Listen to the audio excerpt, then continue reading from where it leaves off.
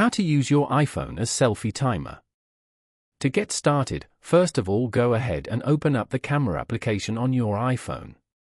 Once the camera app is open, tap on the small arrow icon at the bottom right of the screen as shown. After that, long press on the Photos option. From the available options, locate and tap on the timer icon. You can now select a timer duration, such as 3 seconds or 10 seconds, from the options that appear. After selecting your desired time, tap on the shutter button to begin the countdown. Once the countdown is complete, the photo will be taken automatically.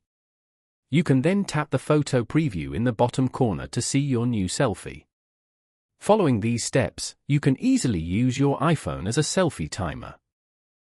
Thank you for watching. Please leave a like if this tutorial helped you, or leave a comment below if you have any questions related to the video.